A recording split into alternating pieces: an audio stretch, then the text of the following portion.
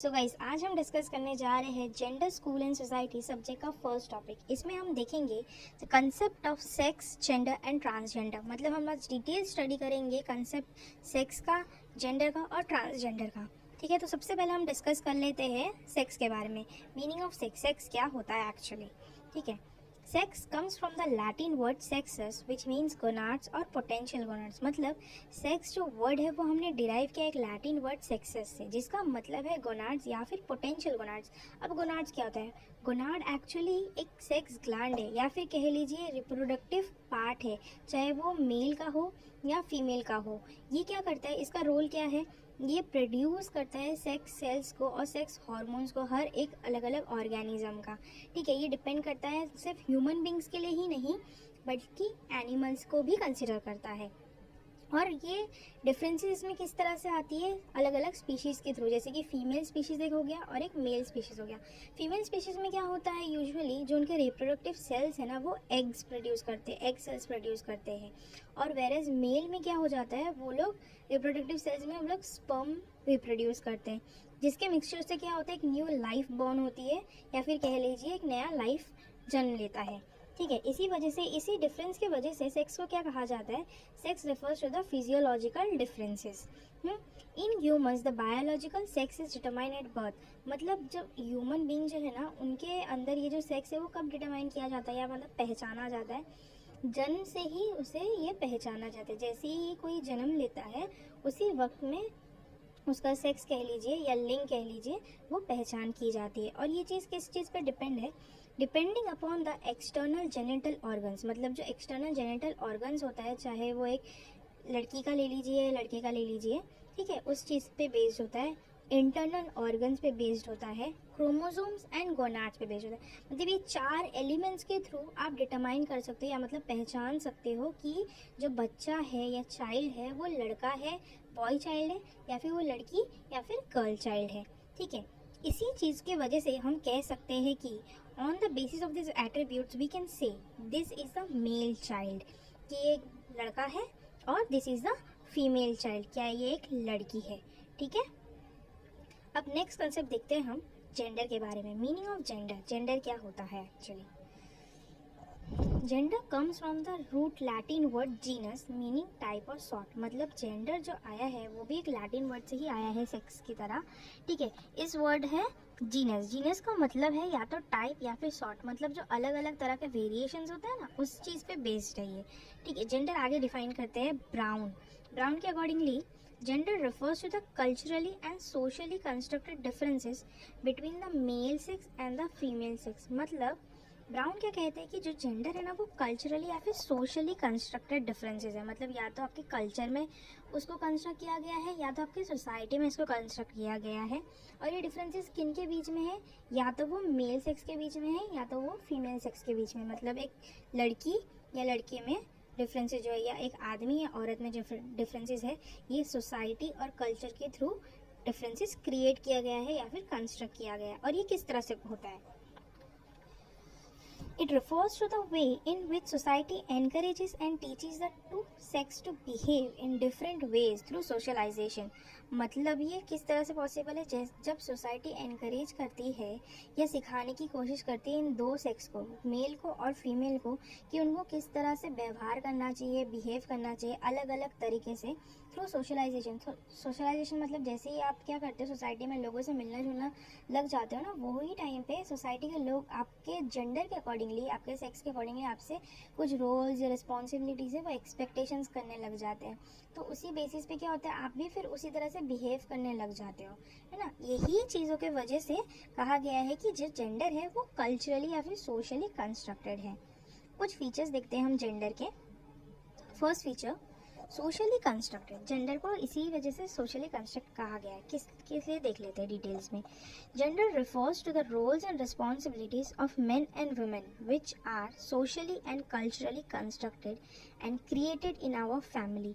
मतलब gender refer करता है वो रोल्स और रिस्पॉन्सिबिलिटी जो मेन और वुमेन के बीच में है, ठीक है, जो उनको प्ले करना है, जो उनको एक सोसाइटी में रहने के लिए करना पड़ता है, जिम्मेदारियाँ निभानी पड़ती है, जिस तरह से वो लोग रहन सहन करते हैं, ये सब सोसाइटी और कल्चर डिसाइड करता है, कंस्ट्रक्ट करता है। और हमें सिखाता कौन है?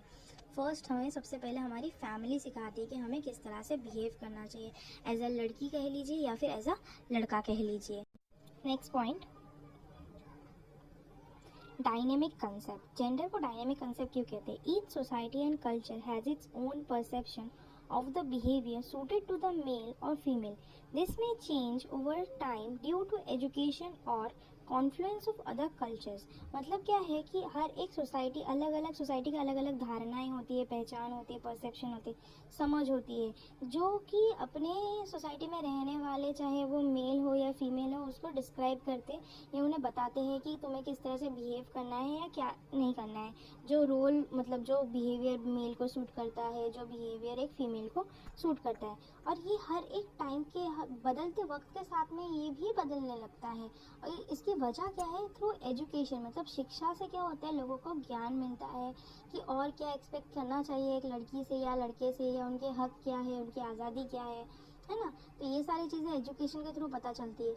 और एक और तरह है जैसे कि कॉन्फ्लुएंस ऑफ अदर कल्चर्स, मतलब जैसे आप एक कल्चर से दूसरे कल्चर में इमर्ज होते हो, मिलते हो, मिक्सचर करते हो, घुल मेल जोल बढ़ाते हो, तो उस टाइम पे भी आप डेवलप करते हो कुछ इस तरह से परसेप्शन। कैसे? फॉर एग्जांपल, जैसे कि आपने एक दूसरी कल्चर में, आप किसी दूसरे शहर में रहने गए हो, आपके शहर के रूल्स एंड रेगुलेशंस कुछ और थे, पर दूसरे शहर के रूल्स एंड रेगुलेशंस कुछ और होंगे डेफिनेटली। तो वहाँ पर आप देखोगे कि किस तरह से एक फीमेल के साथ या मेल के साथ रहा जा रहा है, उनसे कैसे मतलब उम्मीदें लगाई जा रही है, उनके ऊपर क्या क्या उन्हें आज़ादी है, क्या उन्हें हक दिया जा रहा है। फिर आप क्या करोगे? वही सेम जब आप वहाँ से सीख के अपने घर वापस आओगे, अपने शहर वापस आओगे, तो पहले तो अपने फैमिली में क्रिएट करोगे, फिर आपकी फैमिली से आपके रिलेटिव फैमिली में जाएगी, फिर आपके रिलेटिव फैमिली से क्या होगा, वो सोसाइटी में धीरे धीरे इसी तरह से बढ़ने लगेगा, फैलने लगेगा, जिससे आपकी सोसाइटी हो या कल्चर हो, उसमें चेंजेस आने लगेंगी। Next point, learn behaviour. Gender को कहा गया है कि एक लर्न बिहेवियर है या फिर एक एक्वायर्ड आइडेंटिटी है। क्यों कहते हैं? क्योंकि हम इसे सीखते हैं, ये हमें जन्म से नहीं मिलता है।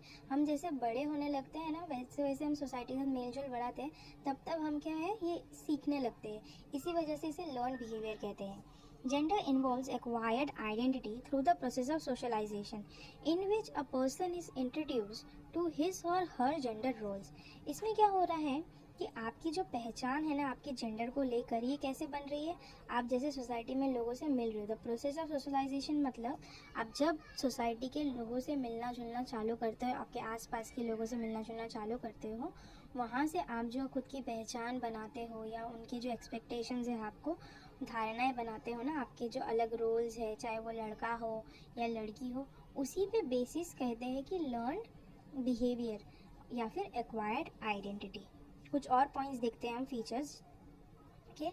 जैसे कि gender includes personality trait. Personality traits किस तरह से इंक्लूड करता है gender? Gender usually shapes the behaviour, attitude, values of a person that society ascribes to the two sexes on a differential basis. मतलब जेंडर यूजुअली क्या करता है, जो बिहेवियर है ना, अलग अलग लोगों की आदतें, उसे शेप करने की कोशिश करता है। उसके जो एटीट्यूड है, वैल्यू है, किस तरह से एक महत्व, वैल्यू मतलब किसी चीज़ को, किसी व्यक्ति को महत्व दिया जाता है एक सोसाइटी में, वो सारा चीज़ जो है ना, वो जेंडर डिसाइड करता है। कैसे एक लड़की को क्या वैल्यू देना चाहिए, एक लड़के को क्या वैल्यू देना चाहिए सोसाइटी में।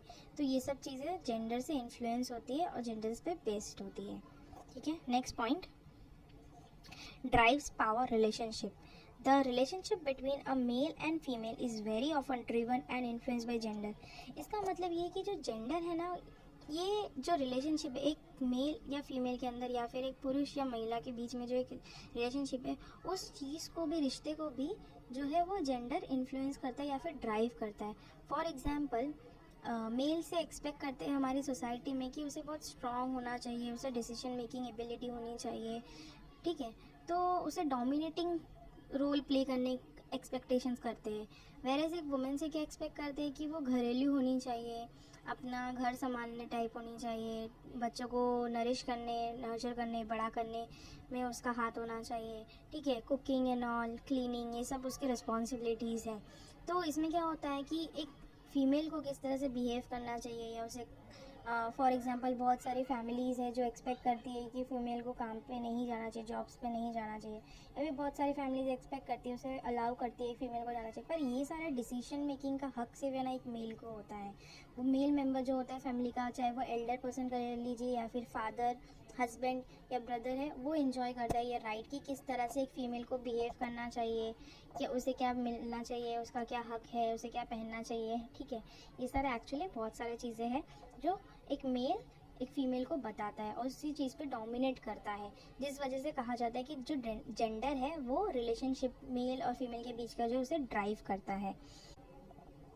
डिटरमाइंस एक्सेस टू रिसोर्सेज, इसमें क्या होता है, the roles and rules set in the society according to the ideology of gender determines a person's access to resources.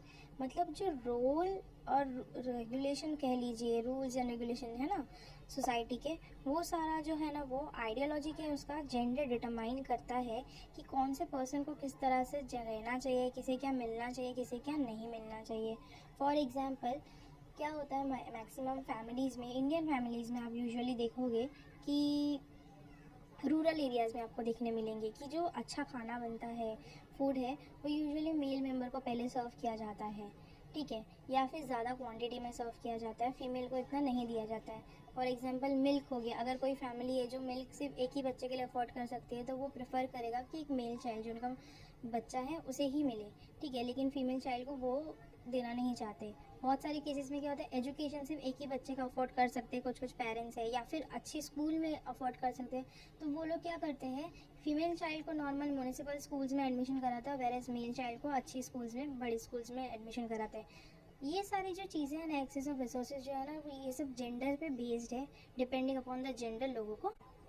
Last point and सबसे important point, rights, responsibilities and relationships. Gender involves 4 R's, मतलब gender में 4 R है जो बहुत important है। सबसे पहला है राइट ऑफ एन इंडिविजुअल, मतलब एक व्यक्ति की हक, व्यक्तिगत हक क्या है। रोल्स ही और शी हैज़ टू परफॉर्म, क्या रोल एक लड़के को एक लड़की को परफॉर्म करना है सोसाइटी में रह के, दुनिया में रह के। रिस्पॉन्सिबिलिटीज़ टू बी अंडरटेकन, क्या जिम्मेदारियां हैं उनकी, चाहे वो लड़का हो या लड़की, उनकी क्या क्या जिम्मेदारियां हैं। And the relationships to be maintain, और रिलेशनशिप किस तरह से मेंटेन करना है, ये सब इम्पॉर्टेंट है। ये जो 4 R है जेंडर के, बहुत इंपॉर्टेंट है। फॉर एग्जाम्पल पिछले ज़माने से ही देख के आज के ज़माने में आप देखोगे तो वुमेन से एक्सपेक्ट करते हैं, वुमेन की जिम्मेदारियाँ ये कही जाती है कि उसे घर संभालने वाला होना चाहिए। ठीक है, house wife, home worker, domestic worker. तो डोमेस्टिक वर्कर मतलब घर के जो काम काज है, ये सारा चीज़ एक वुमेन को संभालना चाहिए। बच्चों का ग्रोथ, पालन पोषण, ये सब जो है एक वुमेन को देखना चाहिए। वेरेज एक मेल से क्या एक्सपेक्ट किया जाता है कि वो बाहर जाके अपनी फैमिली के लिए पैसा अर्न करे, सो दैट उसकी फैमिली का अच्छे से पालन पोषण हो सके। तो ये सारे कुछ रोल्स एंड रिस्पॉन्सिबिलिटीज़ है, ये सब यूनिवर्सल कंसेप्ट है और यूजुअली हर किसी से एक्सपेक्ट किया जा सकता है। ठीक है, अब देखते हैं कुछ डिफरेंसेस सेक्स और जेंडर के बारे में। Sex refers to the biological difference between women, girls and men and boys। मतलब सेक्स क्या है, जो बायोलॉजिकल डिफरेंसेस है उसे बताता है किसी लड़की में या किसी लड़के में। ठीक है, वेयरएज जेंडर क्या करता है, gender refers to the social interpretation and values given to being a woman, man, boy और गर्ल। मतलब ये आप में सोसाइटी में जो आपको दिया जाता है हक, पहचान, आइडेंटिटी, जो आपकी सोसाइटी डिसाइड करती है, सोसाइटी में दिया जाता है, चाहे वो एक पुरुष को हो या महिला को हो, मैन या वुमेन, लड़का या लड़की, गर्ल या बॉय, उस चीज़ को कहते हैं। सेक्स जो है वो बायोलॉजिकल है। वाई? बिकॉज ये आपके जन्म से है, आपके बॉडी का पार्ट है, तब से डिटरमाइन होता है। वेयरएज जेंडर को क्या कहा जा रहा है, सोशली कंस्ट्रक्टेड। क्यों? क्योंकि ये जो पहचान है ये सोसाइटी में उत्पन्न की जा रही है या कंस्ट्रक्ट की जा रही है, इसी वजह से इसे सोशली कंस्ट्रक्टेड कह रहे हैं। Universal, sex is universal. Universal किस तरह से हुआ, जो सेक्स जिसको आप मेल कहेंगे, इंडिया में भी वो मेल होगा, अमेरिका में भी मेल होगा और लंदन में भी मेल होगा। सेम केस विद फीमेल, जो इंडिया में फीमेल कहलाई जाती है वो अमेरिका में भी फीमेल होगी, लंदन में भी फीमेल होती है। तो मतलब ऑल ओवर द वर्ल्ड जो टर्म है सेक्स का वो सेम ही रहता है, उसमें कोई चेंजेस नहीं आती है।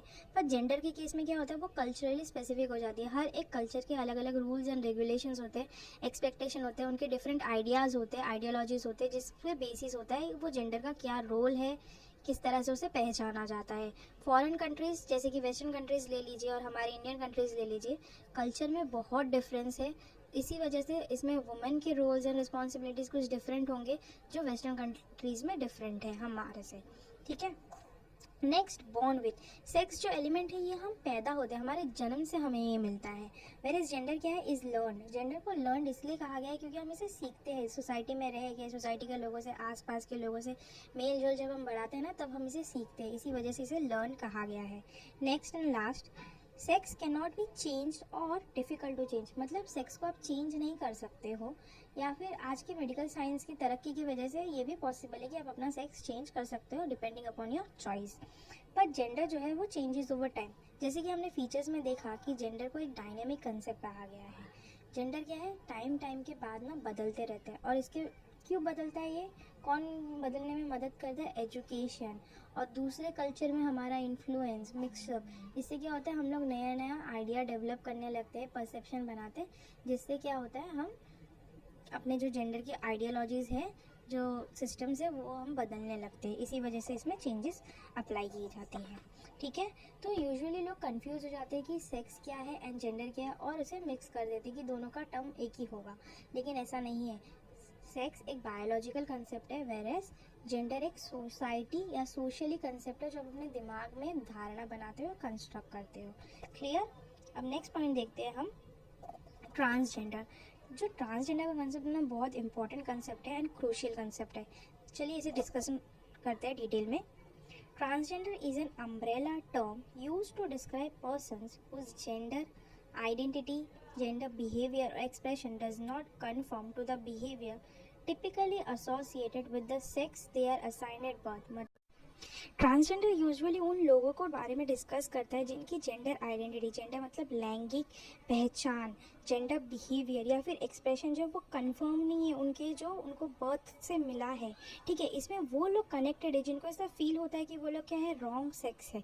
वो लोग ये किस तरह से एक्सप्रेस करते हैं, अपने पहनावे के थ्रू, रहन सहन के थ्रू, उनके बिहेवियर के थ्रू, आदतों के थ्रू, ठीक है। कैसे हो सकता है, फॉर एग्जांपल एक लड़की ले लीजिए जिसको ऐसा लगता है कि वो एक रॉन्ग सेक्स है, वो फील करती है कि उसे एक लड़का होना चाहिए था, तो वो क्या करेगी, लड़कों जैसा ड्रेसिंग करना स्टार्ट कर देगी, वो अपना हेयर स्टाइल लड़कों जैसा रखेगी, अपना बात करने का स्टाइल, बॉडी लैंग्वेज, उसका पर्सनालिटी, वो सब लड़के जैसा ही डेवलप करना स्टार्ट करेगी। उसे खेलने की चीज़ों में, ठीक है, ये सारी चीज़ों में भी इंटरेस्ट रहेगा अलग अलग, जो यूजुअली बॉयज़ प्रेफर करते हैं या मेल प्रेफर करते हैं करने को। And on the other hand जब ये किसी लड़के के केस में होता है तो उसमें उन लोग क्या करते हैं, उनको वो भी लड़कियों की तरह ही रहना सहना पसंद करते हैं। उनको लड़कियों के जैसे कलर, जो भी कलर्स है वो सारे पसंद आते हैं, और फिर उनको उनके स्टाइल में मेकअप करना पसंद है, हेयर स्टाइल्स रखना पसंद है। कुछ लड़के तो यहाँ तक अपना बाल भी लंबा कर लेते हैं, ठीक है ना। तो ये अलग अलग हर एक कोई ना अपनी आदतों से, रहन सहन के तरीक़ों से, कपड़ों के पहनावे से दिखाता है कि वो कौन सा एक्चुअल में सेक्स है या जेंडर टाइप है जिसको वो फेवर कर रहा है या प्रायोरिटी दे रहा है।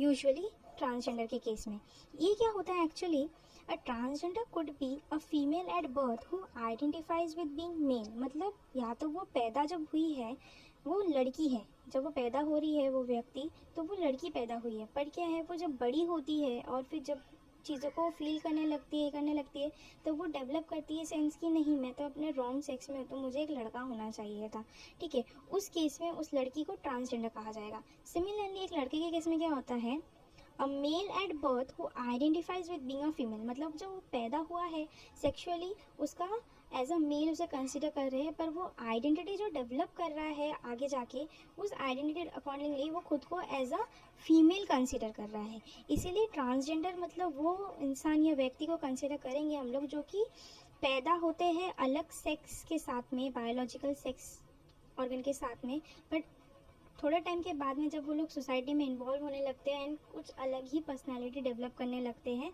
जो उनके सेक्स के बिल्कुल ही ऑपोजिट होता है।